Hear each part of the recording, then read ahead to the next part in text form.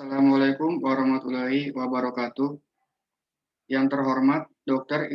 Insinyur Wawan Oktariza MS selaku dosen pembimbing. Yang terhormat Ayu Tias Sayekti SEMSI selaku dosen moderator. Baik, di sini saya akan memaparkan seminar hasil dengan judul Penerapan Biosecurity 3 Zona untuk Meningkatkan Produksi Telur di CV Nursifa. Selanjutnya ada latar belakang.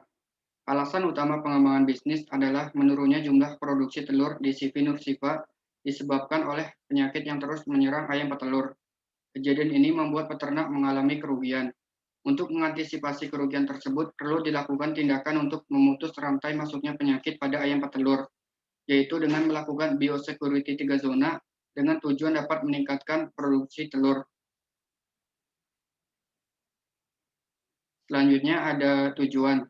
Tujuan dari penulisan laporan akhir yang mengkaji pengembangan bisnis pada CV Nursifa yaitu yang pertama merumuskan ide pengembangan bisnis berdasarkan analisis SWOT.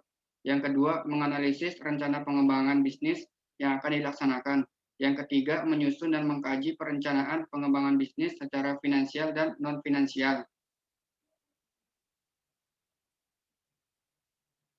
Selanjutnya ada keragaan perusahaan. CV Nursifa merupakan perusahaan di bidang peternakan yang bergerak di bidang komoditas ternak yaitu ayam petelur yang terletak di Desa Singuyudan, Kecamatan Mirit, Kabupaten Kebumen, Jawa Tengah.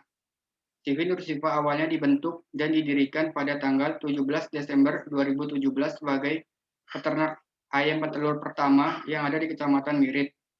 Perusahaan ini masih menggunakan teknologi semi modern. Alasan dinamakan CV Nursifa yaitu anak kedua dari pasangan Ibu Kusnul dan Bapak Supriyadi yang bernama Asyifa. CV Nursifa memiliki 2.000 ekor ayam di tahun 2021. Seiring berjalannya waktu, CV Nursifa memiliki pangsa pasar yang luas karena perusahaan mampu melakukan pelayanan terbaiknya. Selain melakukan produksi dan penjualan, kini CV Nursifa juga melakukan pengambilan atau kerjasama dengan peternak yang belum memiliki pasar yang cukup luas, sehingga dapat membantu para peternak di daerah Kecamatan Mirit, Kabupaten Kebumen. Hal ini dikarenakan dari CV Nursifa memiliki pelayanan terbaik sehingga sangat memuaskan customer.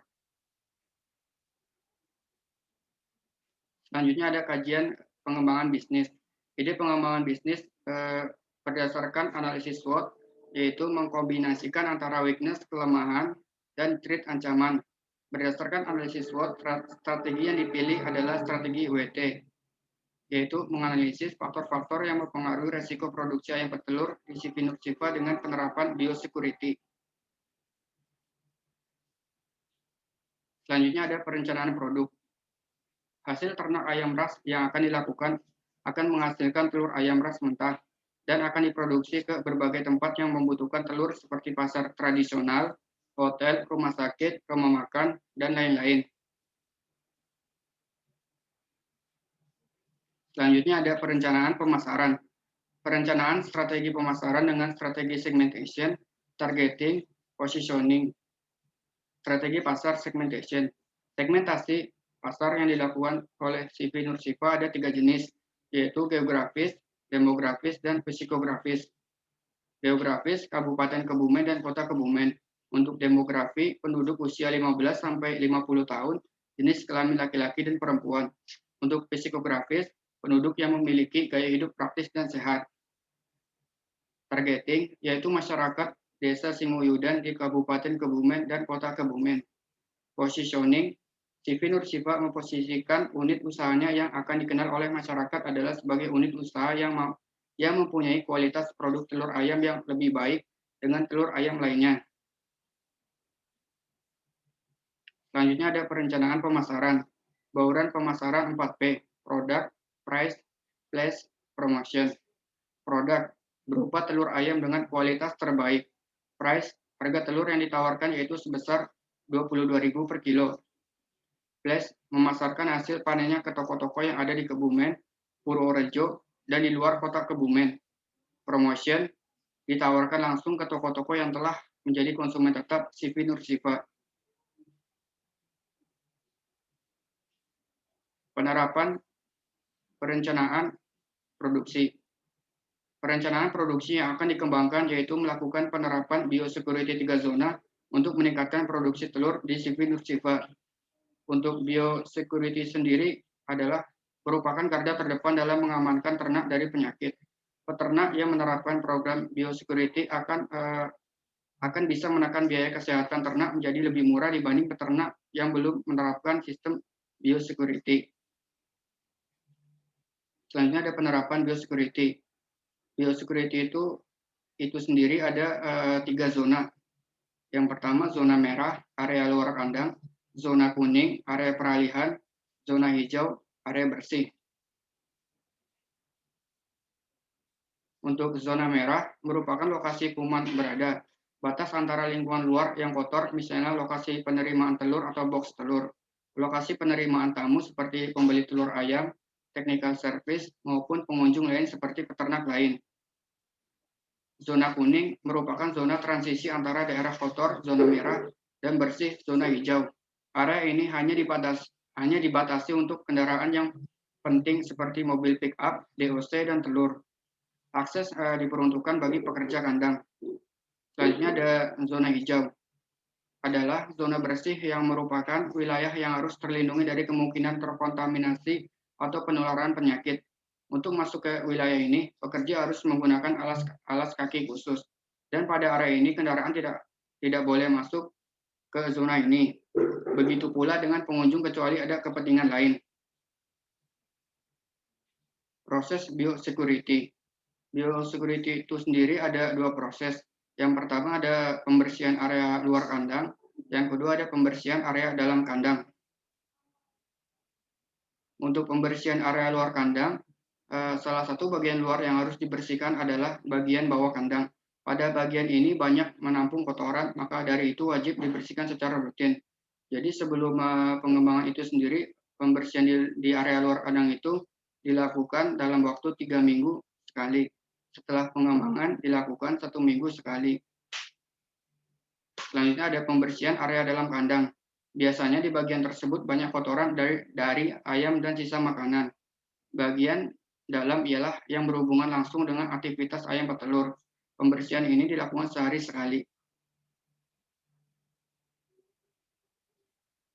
Selanjutnya ada pengembangan bisnis. Perencanaan sumber daya manusia. Pada perencanaan SDM, Sivi Nursiva tidak memerlukan pendidikan khusus untuk perekrutan karyawan baru. Yang terpenting yaitu memiliki semangat yang tinggi, bekerja keras, dan sopan. Yang kedua, perencanaan kolaborasi. Sivi Nursiva melakukan kolaborasi dengan pemasok telur yang ada di Kabupaten Kebumen. Sivi Nursiva juga menjadi langganan pemerintah di daerah Kecamatan Mirit sebagai bansos untuk masyarakat yang kurang mampu. Yang ketiga, perencanaan finansial. Modal yang digunakan adalah modal sendiri dengan umur ekonomis berdasarkan pada umur kandang dan peralatan sekitar 10 tahun. Selanjutnya ada analisis finansial sebelum pengembangan. Penerimaan sebesar 594 juta rupiah. Biaya tetap 13.556.250 rupiah. Biaya variabel 498 juta 94.000 rupiah. Total biaya operasional 511 juta 650.250 rupiah. RC rasio 1,16. Sesudah pengembangan, penerimaan naik sebesar 712 juta 800.000 rupiah. Biaya tetap 20 juta 500 rupiah. Biaya variabel 500 juta rupiah. Total biaya operasional 520 juta 500.000 rupiah. RC rasio naik sebesar 1,37. Kesimpulannya, rencana pengembangan bisnis yang akan dijalankan oleh Sivi Nursiva adalah penerapan biosecurity 3 zona untuk meningkatkan produksi telur di Sivi Nursiva yang akan didapatkan dari kombinasi strategi weakness, kelemahan, dan threat ancaman. Yang kedua, berdasarkan analisis finansial dengan analisis laporan laba rugi, ide pengembangan bisnis ini dikatakan layak karena memiliki laba bersih lebih dari 0, yaitu sebesar 118.800.000 rupiah dengan RC rasio yaitu sebesar 1,37 yang berarti setiap Rp1 yang dikeluarkan akan menghasilkan pendapatan sebesar Rp1,37. Berdasarkan kriteria kelayakan usaha RC rasio yang lebih dari 1, maka usaha itu dinilai layak untuk dijalankan. Terima kasih. Demikian pemaparan dari saya. Assalamualaikum warahmatullahi wabarakatuh.